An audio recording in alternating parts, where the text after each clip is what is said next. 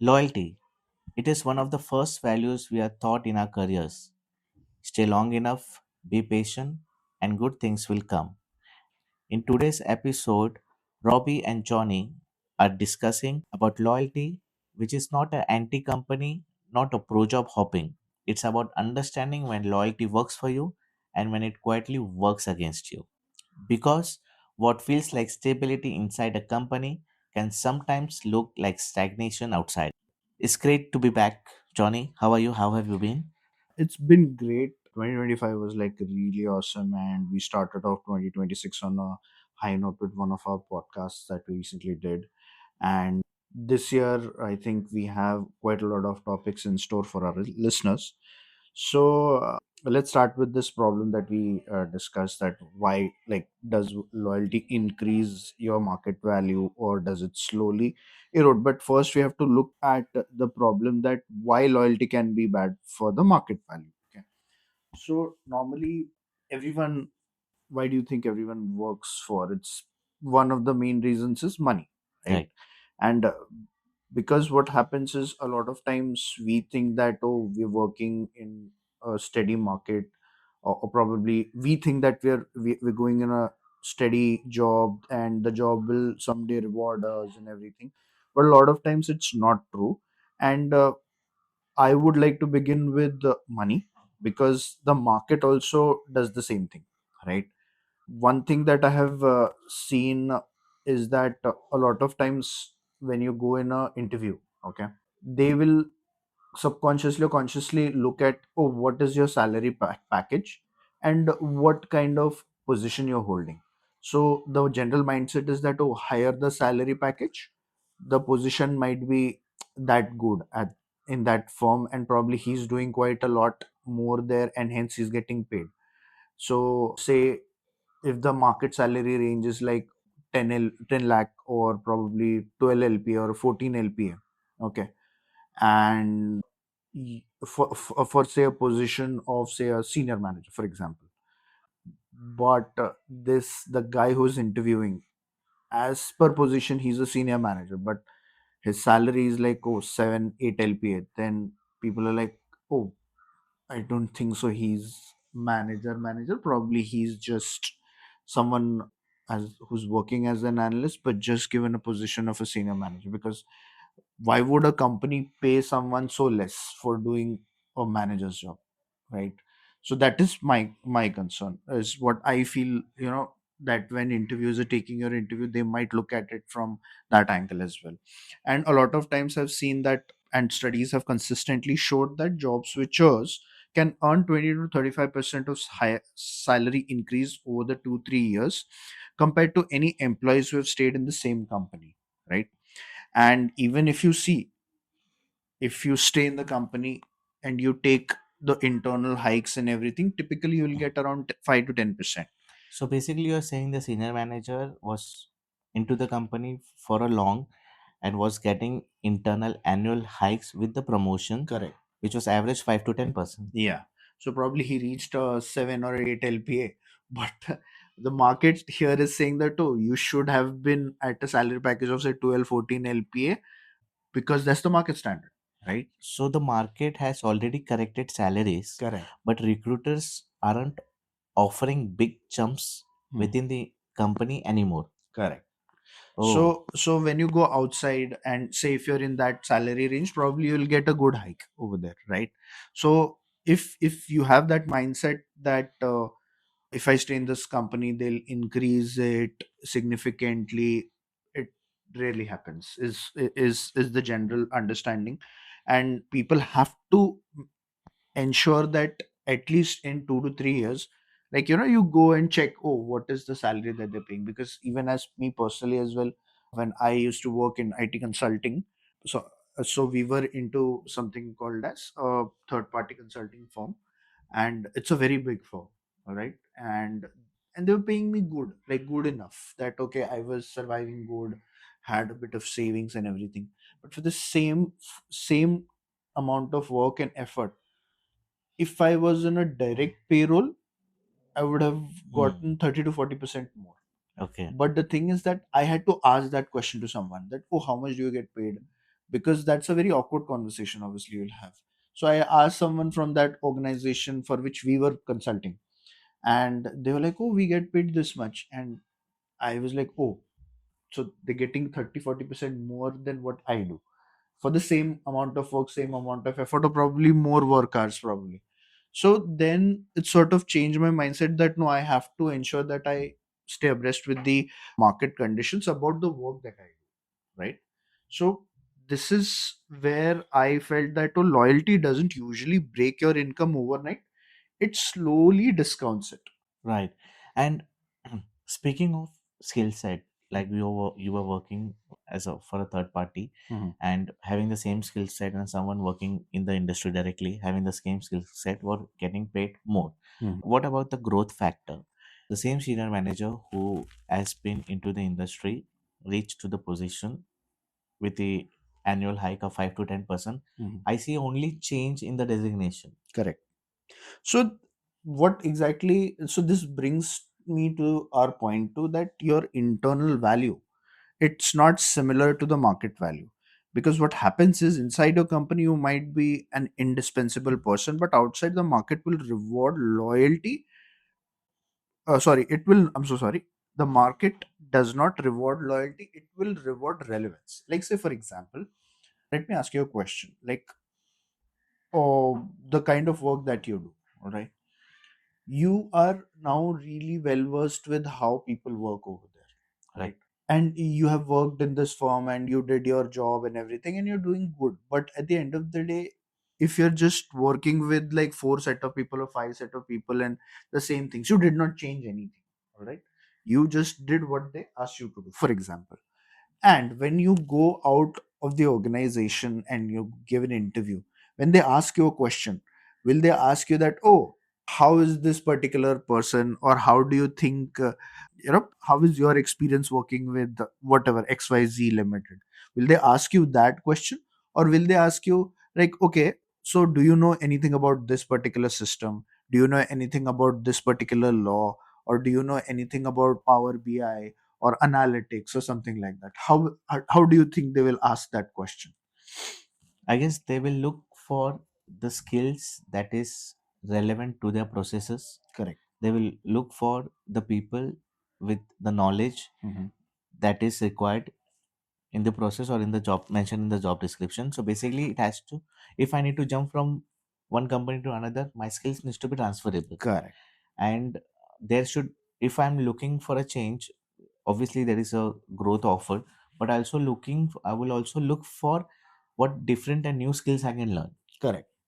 So that is where that's what you've rightly said, that you have to ensure, or you have to understand, that internal system knowledge is only valuable inside that particular firm.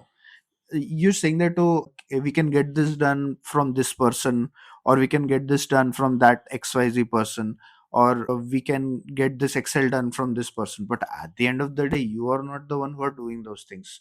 You have to learn those skills and assimilate that knowledge, and then it's then only that other firm will be like, okay, you have done this particular thing. Because you cannot fake something like, oh, I know how to drive a car without driving a car. Right. Correct. Because that's a skill. To drive a car is a skill. But if you fake on the thing that, oh, I know how to drive a car, but you actually don't, and if the job requires you to drive a car, then obviously it's something that you have faked it. So in just having a knowledge saying that, okay, I have worked on this thing, will not help you. Obviously you need to have that kind of working knowledge of that. So you rightly said that the market will look at the transferable skills, exposure to multiple environments, and the adaptability to every situation that you have worked into. Okay. And companies reward loyalty with trust, but the market will reward it with skills.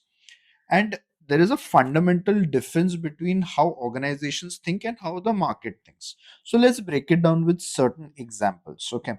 So when I said that companies reward loyalty with trust, what exactly this means in an organization is that when you stay longer in one company, okay, the organization starts giving you access to certain sensitive information.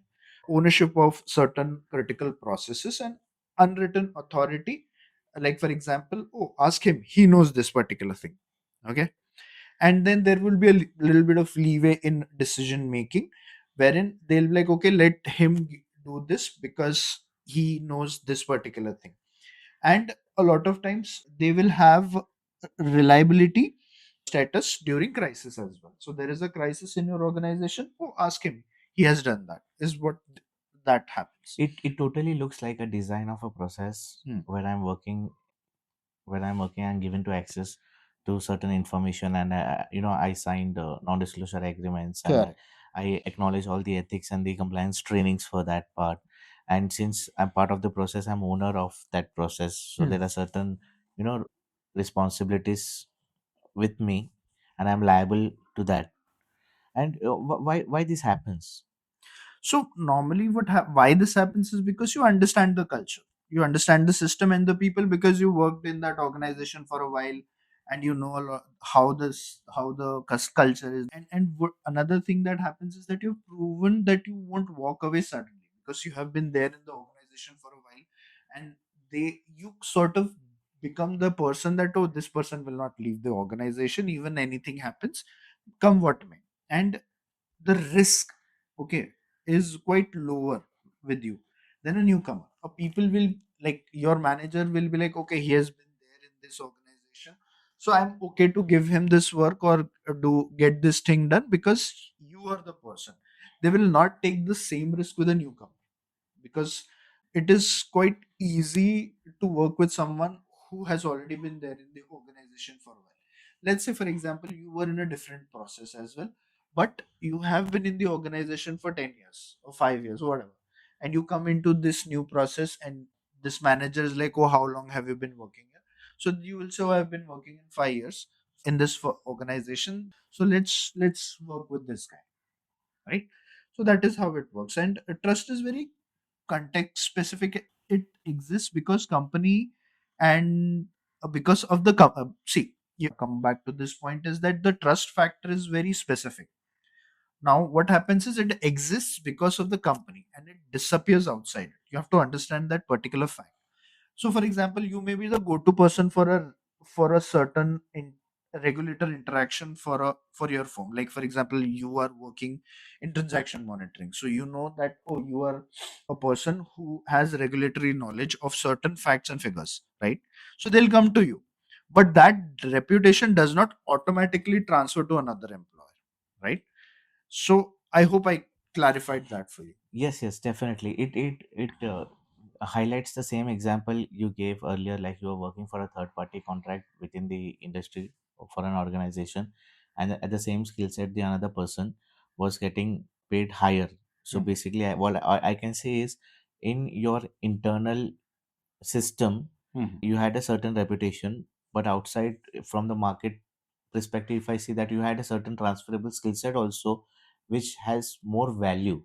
Correct. The market rewards it with skills. And what external job markets care about is basically there are two factors that everyone has to consider: what the market doesn't see, what the market sees. So we start first is with the reputation. So in the market, they cannot see your internal reputation. It's not something like a transferable skill, which you already mentioned. But what will the market see is the transferable skills you can apply immediately and the problems that you've solved.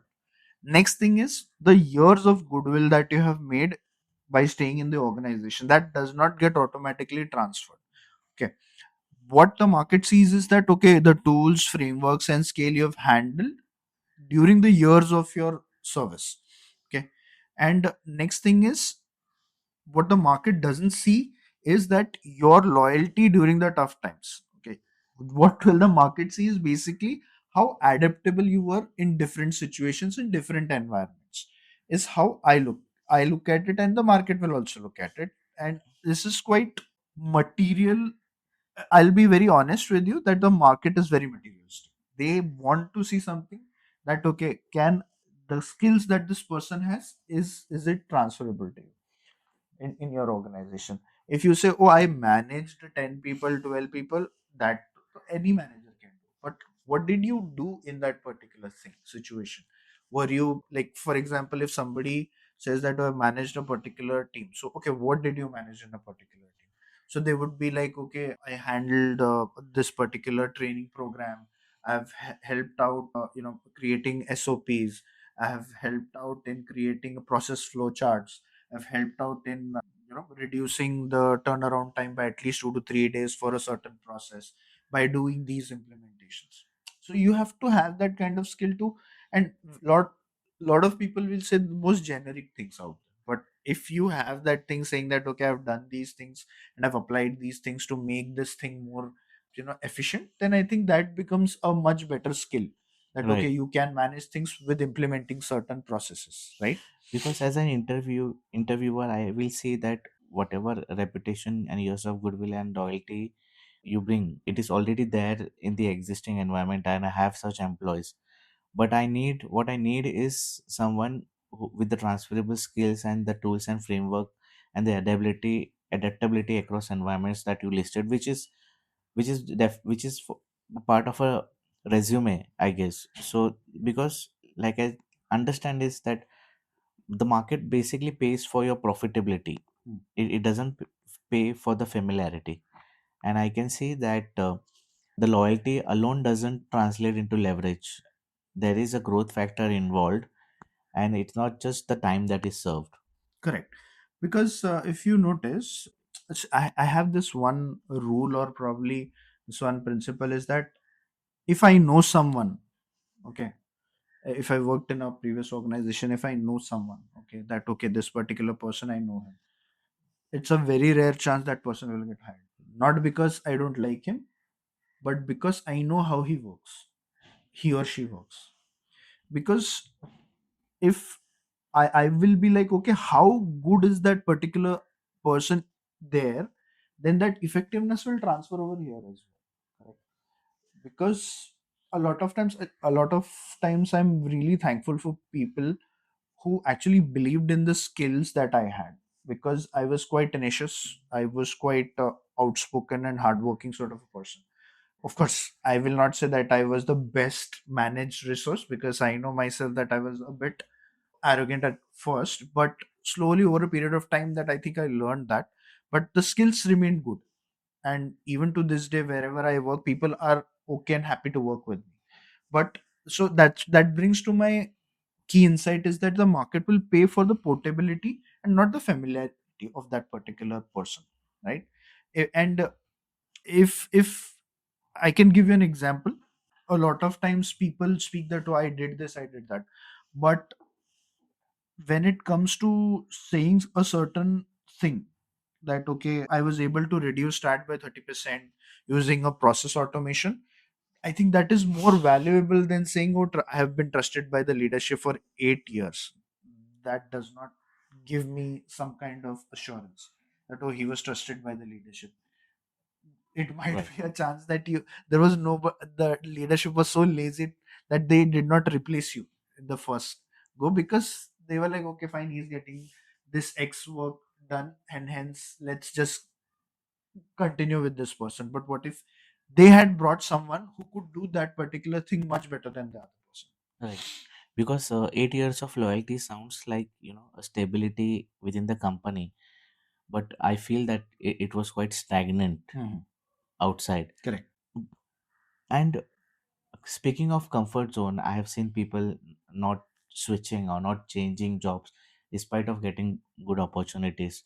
And after discussion, I've come to reasons such as maybe you're traveling or a comfort zone. Mhm. So why does this create a kind of a dangerous illusion? Why people don't move?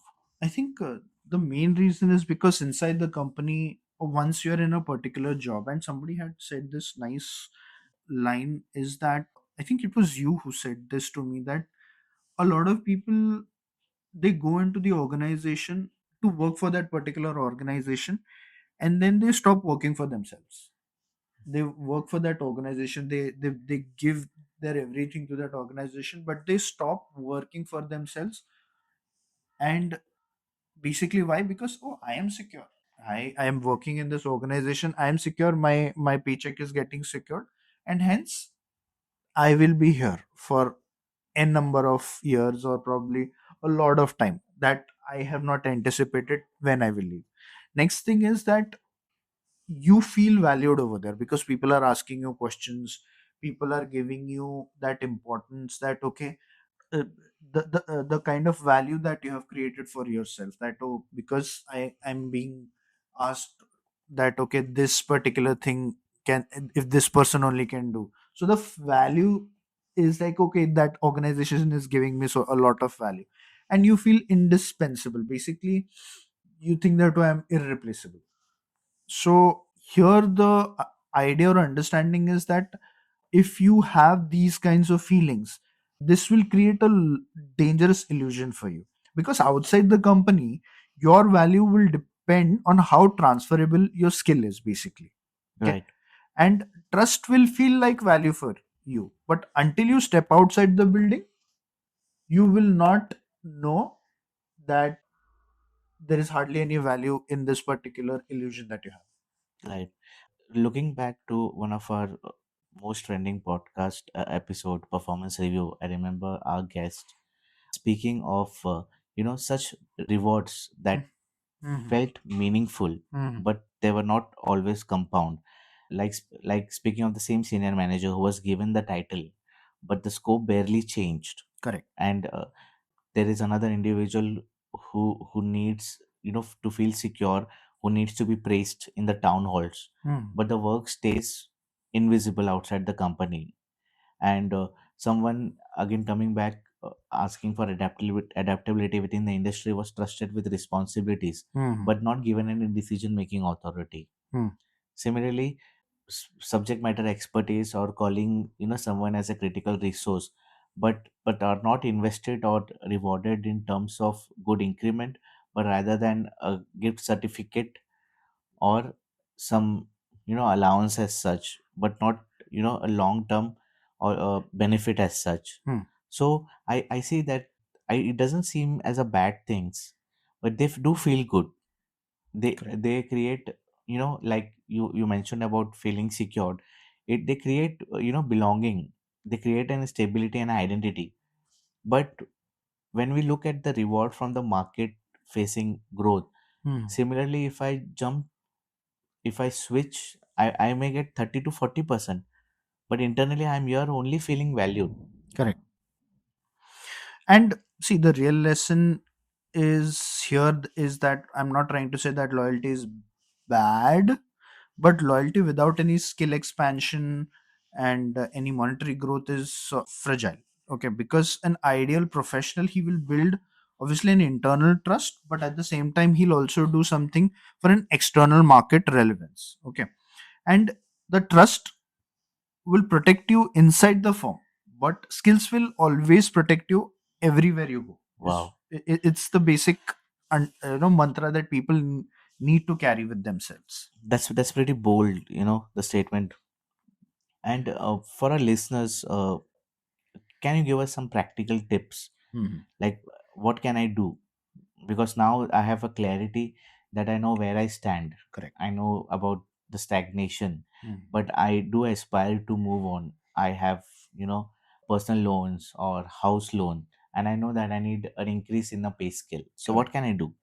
So let's talk about something that people have to ask themselves. Okay, they have to sit down, like on a really, if they are on an off or something, and they have to just sit down once and ask these questions to themselves, that if I left tomorrow, what would I be hired for?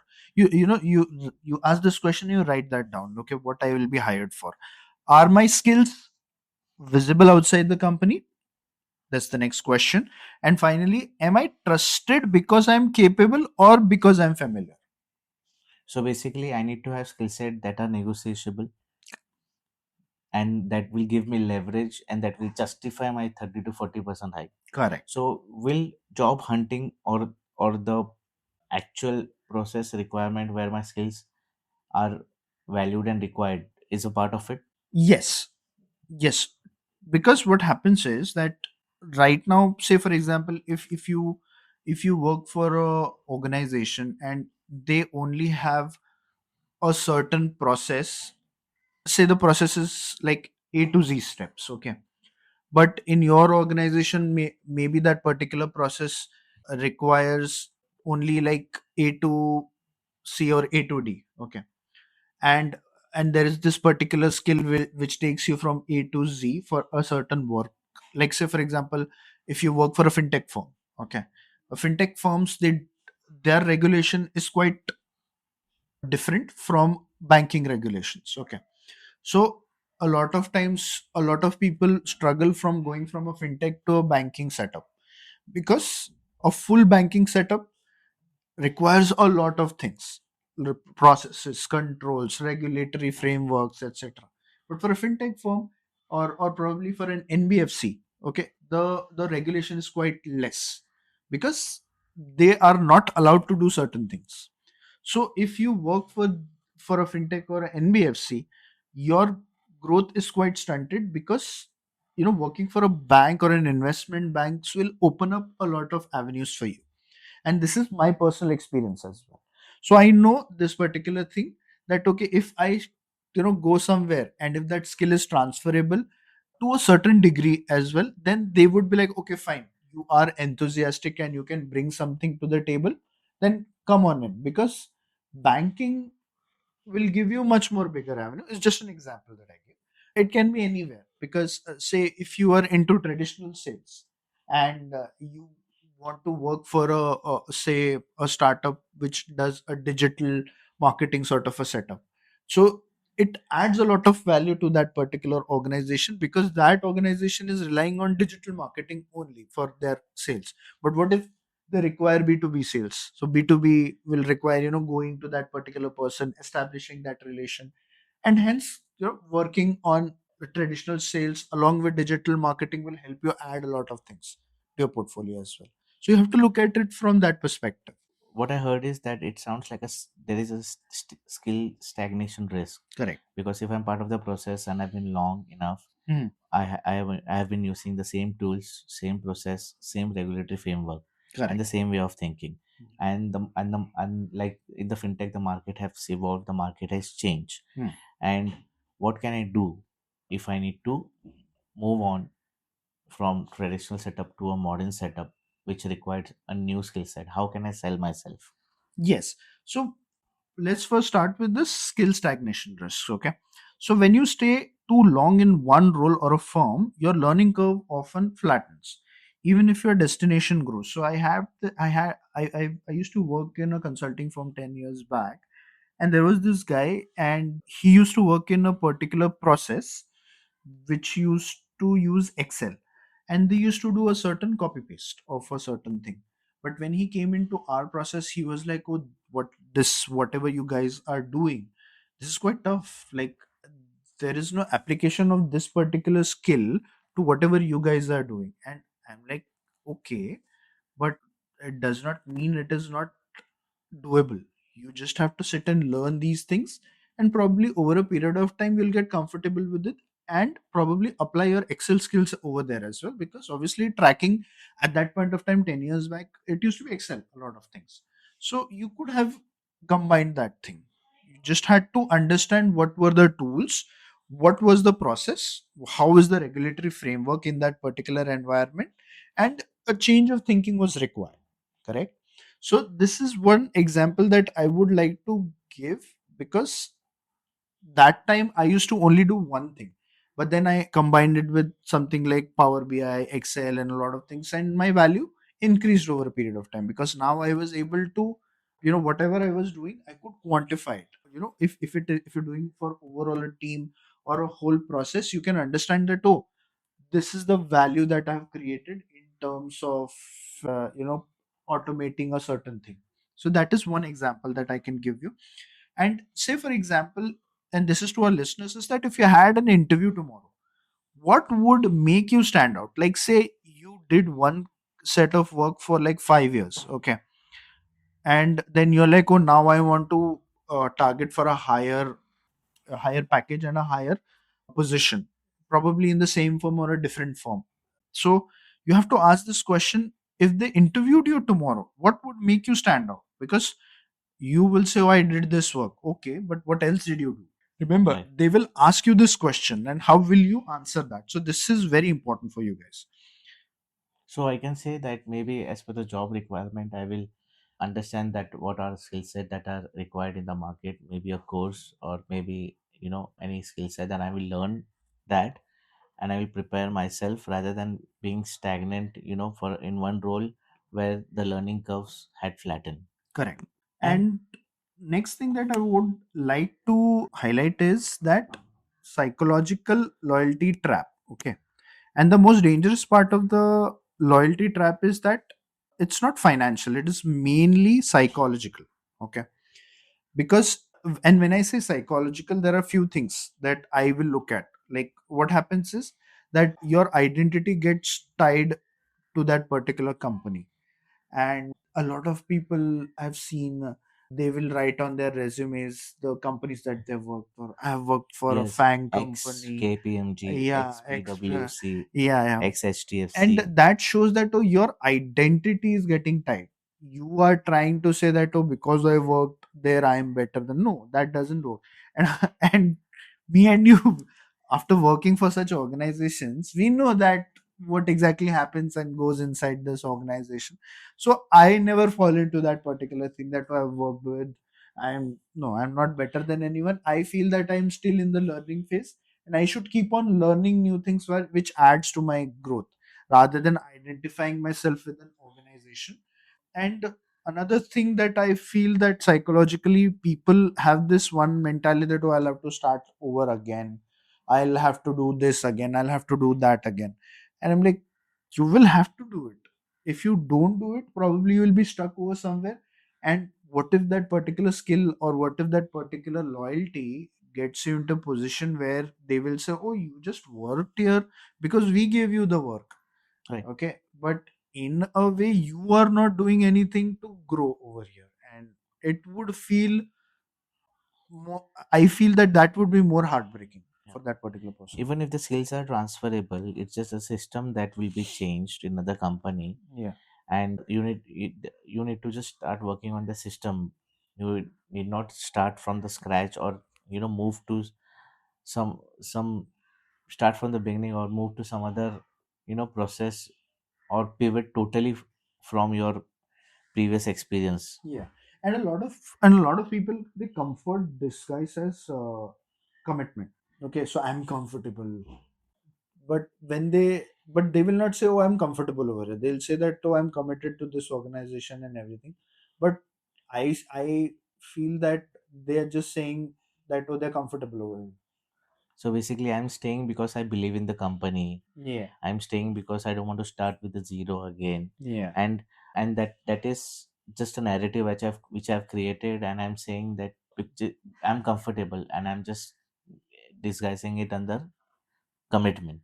And at some point of time, loyalty stops being a virtue and it will become inertia for a lot of people, right? And this is where your growth gets scaled down. So Okay. when loyalty does kill growth. So loyalty becomes dangerous when it is like, when you combine comfort plus fear. Okay, that, oh, I'm comfortable and I fear that if I go somewhere, I think I might lose out on XX things. Okay, so and these are few phrases that you will hear. That the first thing that I would like to highlight is loyalty to an employer. Okay, so if a loyalty to an employer is there, you're staying over there even when the if that particular pay is quite stagnant, you're not growing over there, you're not learning anything, and your relevance is quite shrinking. Okay, and over a period of time you will feel like, oh, that, oh, I'm not learning anything, I'm not getting paid enough, and slowly I am getting sidelined on certain things. Okay, that I was first important over here, but now my relevance has quite gone down because the employer thought that, okay, I think this guy has done a lot, now let me bring someone else from outside and let them do their magic. And a lot of times that happens, but someone from the outside, they come, they do a lot of changes and things start working. So that can happen. So, and next thing, I have heard a lot of the organizations or people in the organizations is that, oh, they give me their first break, and hence I stayed in that guilt. Is it real? Yeah, it has happened. I have friends who are still working in that same organization saying, "Oh, I used to work in this organization. They gave me my first break, and hence I'm working over here."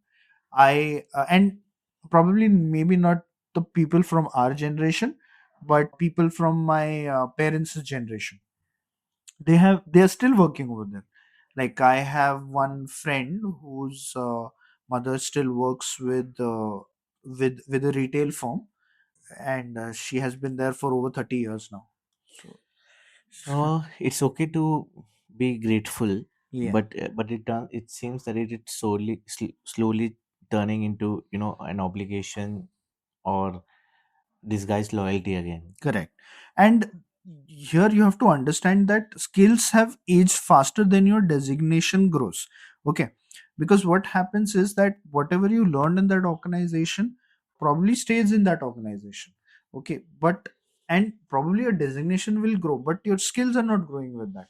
Okay. Sometimes it is necessary that you jump and you might earn the skill from the different Right. organization. Maybe if I join as an analyst, I'm processing, and as a Correct. senior analyst, I'm reviewing. But as a TL, I need to also develop a leadership skill. But for that, I need an opportunity, maybe a internal training or Correct. maybe something as such. But even if I have the skill, and if I'm moving to some other company with a 30-40% raise, I will not be able to deliver. Hmm. That's true because you have not gained that skill. Sometimes you have to jump and learn that skill.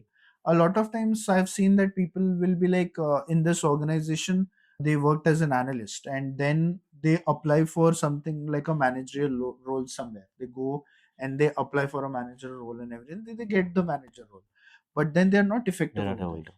I've seen because this. saying it on paper that I manage someone and actually Actually, doing man. it are two different things. Right. Then see, loyalty to a role or an identity is also uh, quite dangerous. Like for example, if you say, oh, I am a marketing person, what will I do in tech? Okay. And then sometimes a lot of people will refuse certain skills like, oh, doing something in data automation, AI. So your if you tie your identity with the organization saying, oh, I am loyal to this organization, and you say that, oh, I'm not a tech person, this particular thing or this particular role anywhere, then probably today's world, even this organization as well, I've seen people taking up projects where they have to test AI tools, and in that process, in testing process, they're learning a lot of things, and in that learning they do certain mistakes, and then they get that mistake implemented, or probably they will solve that particular mistake and they will get that implementation done in that AI tool. So they are also learning about AI and they're making that progress in that particular tool as well. So that is a very good thing, is what I feel.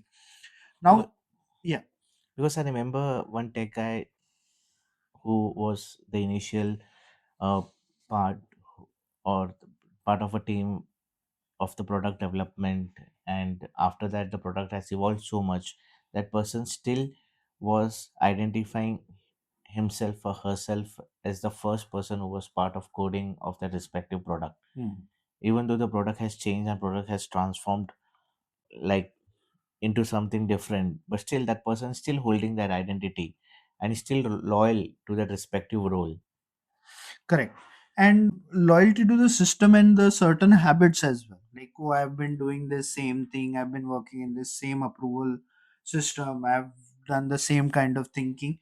So this and if you hear this particular thing, oh, things have always been done like this and it always worked. Why do you want to change it? Yeah, So that loyalty to the system and habits also is quite detrimental. And this way, efficiency and innovation will bypass you. definitely, because the process, that is why I think there are some well established firms and who use still using the old model. Hmm. True. And one last thing that I will say is a lot of times the loyalty is one way. Okay. You want to be loyal, but the organization is transactional. Okay. And you will see it in a lot of times that because you are loyal, they will be like, okay, this guy will stay. even if I don't give him a promotion. Okay. And a lot of times what will happen is that the promotion of that particular person will get delayed. They will tell you that, okay, they, because of the budget cut, we can't do something for you now. And one more thing that I have seen is that of you, your visibility gets quite low in this manner. Why? Because they think that, oh, you will stay here despite anything. Oh, So why will they give you whatever you need unless right. you're doing like way too good? Like you're, the company is like dependent on you, and if you leave, 30 to 40% of the productivity goes down, which is very rare. In mid-sized organizations, it doesn't happen that way. Probably in a small organization, but small organization will not give you too much of growth at one point, right? So I feel that emotional attachment without a strategic return is again detrimental. That sounds quite serious, because it does sound it's killing the growth. Mhm. And but how can one overcome loyalty without becoming a job hopper? And I know it sounds strange, but I don't want to change my job, and I have to overcome loyalty also. Correct. So what's the solution? So, what's the solution? Do you think we should quit every 2 years? No, absolutely not. I don't recommend that. See, we have to understand the first rule of this whole situation. Whenever you come across this situation of loyalty, see, you have to understand that you have to be loyal to the skills, not the seat that you're occupying. Okay, if you feel that your skills are compounding, then stay. That's okay. So, but again, it is not the organization's responsibility always to skill you up. Sometimes you also have to have an actionable item in your kitty. Like for example, learn the tools that are valued in the market. Okay, like say for example, I have this particular friend. He used to work in like a lot of dead end jobs. Okay, and I told him that, okay, and eventually he got laid off and he was out of work for at least a year and a half. And then I was like, okay, fine, but I asked him this one question, is that what exactly is your skill, what is your domain knowledge? And it was quite tough for him to answer that question. And after like probably a month, he came back to me and he said, Johnny, I think I don't have any skill and I don't have any domain knowledge. So how can I go about it? So I told him that, okay, what exactly do you like to do? I asked him, what exactly do you like to do? What do you like to learn? So he said, I love doing work in Excel. Okay. So I asked him, okay, and have you dealt with some data like related to marketing analytics, financial analytics, HR analytics? And he said that, oh, I used to work for a fintech firm, so I used to do this X thing and everything. So I said, okay, fine, very good. So understand this now. Finance is your domain, and skill is your analytics. So he was quite happy with that particular suggestion, and he did a financial analytics course where he learned 2 3 skills about finance analytics and making financial models and everything. He learned that particular thing, and I think in 6 months time he landed a job in a bank. And one more thing that I asked him to do is network with people in your domain. The more networking you do in your domain, the better it is for you. Because if you try to put your hands everywhere, you might not end up anywhere. Right. So that is another thing, that you have to understand the cross functionality of projects. And finally, one thing I have to understand, tell people, everyone has to understand this. Okay, you work as an analyst, you work as some, you know on field for a very long time, but at some point of time people will be like, oh, can you take up leadership role, can you teach something, can you create something like a data fluency thing for the organization? And that's the last thing that I always tell people, is that why don't you build some leadership functionality in you?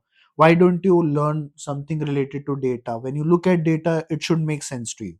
So the point that I want to highlight is, if the company disappeared tomorrow, would your skills disappear with the organization, or would it be still valuable? It will be still valuable. Right? Right. So always ensure that you have skills.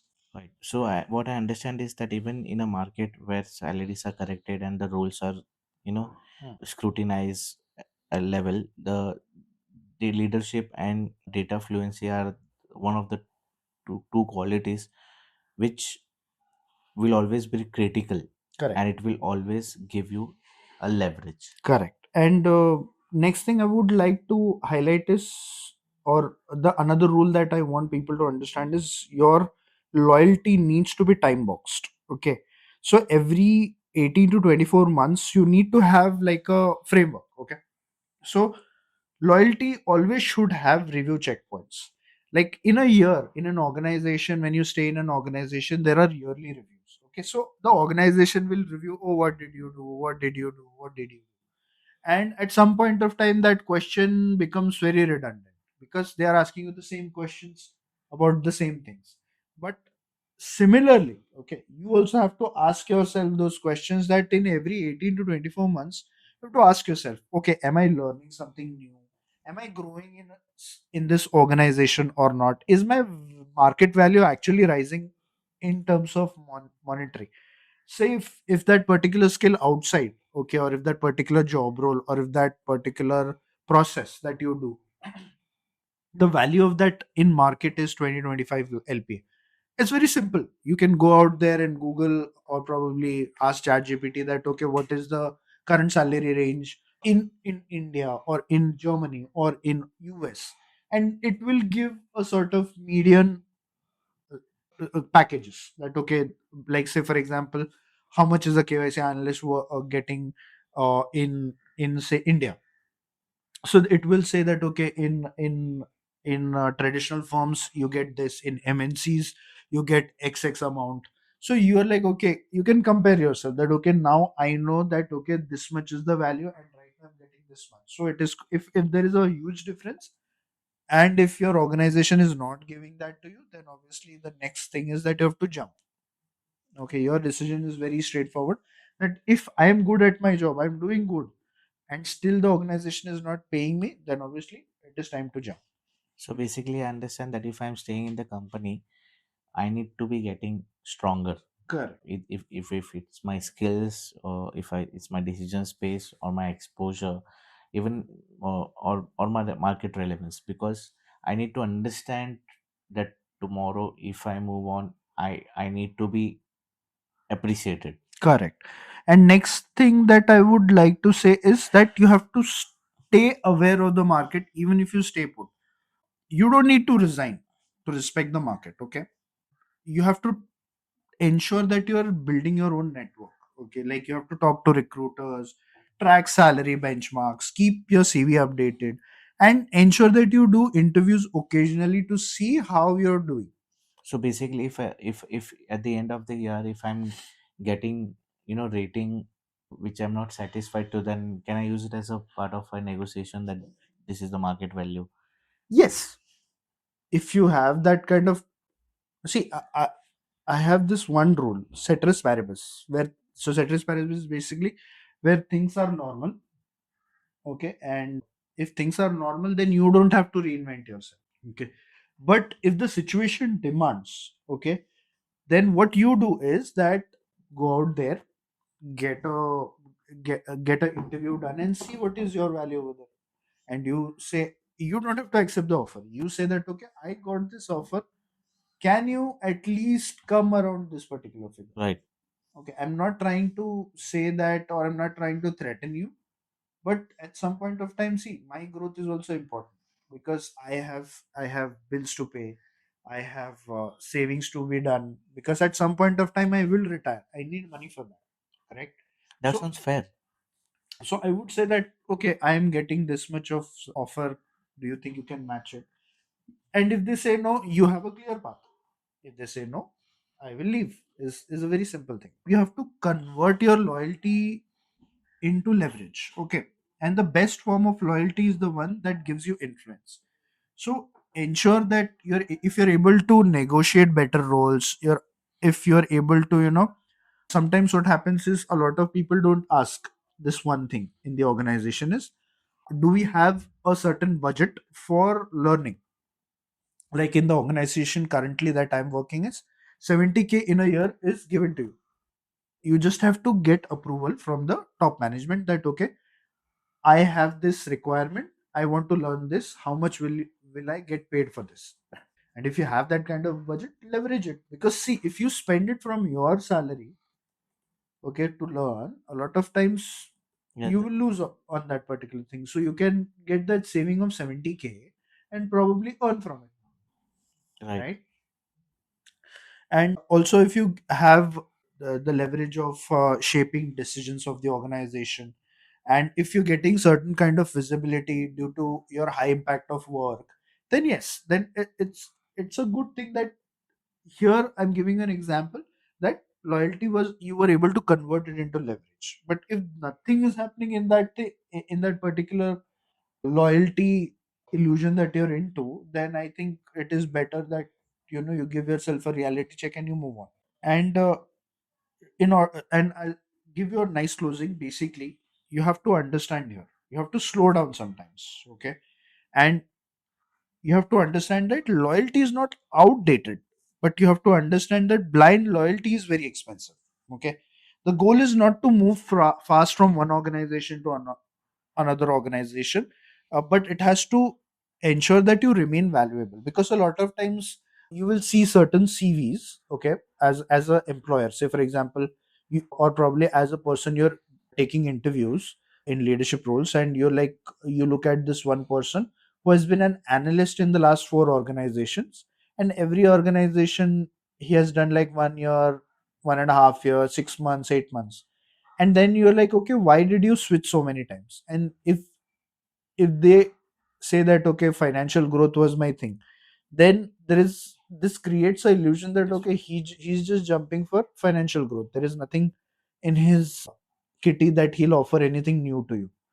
Because if I see a person who has been an analyst for last 3 years or 5 years or 8 years, and I'm like, okay, you did not grow in beyond an analyst role, then, and if he doesn't have anything material to say, then I would be like, I cannot take you, because after 8 years also, if you're an analyst, I don't see what extra you will do over here. It's not, see, I'm here again, I'm not saying that it is bad that he looked at only financial growth, but for me as a em- as an interviewer, or as a person who is in leadership role, I feel that financial growth with skill growth, I'm sorry, will give you a lot of leverage in the next organization as well.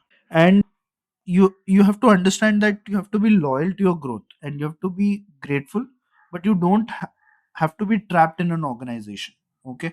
Because at the end of the day, your career is a long term investment, and the market is always pausing. Sorry, I'll repeat this line again. Because at the end of the day, your career is a long term investment, and the market is always pricing it. Okay.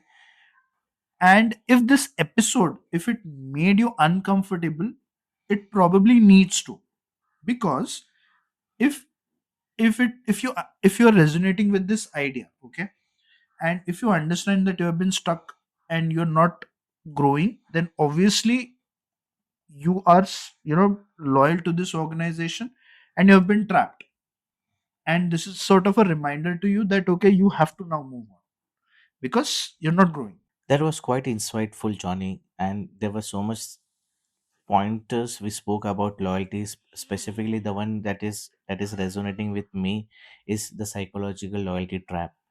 Because, like you mentioned, at some point, loyalty stops being virtue and it becomes inertia, and it does kill growth. So that was quite insightful, and it was too heavy. And thank you for this episode. Thank you for having me, Robbie.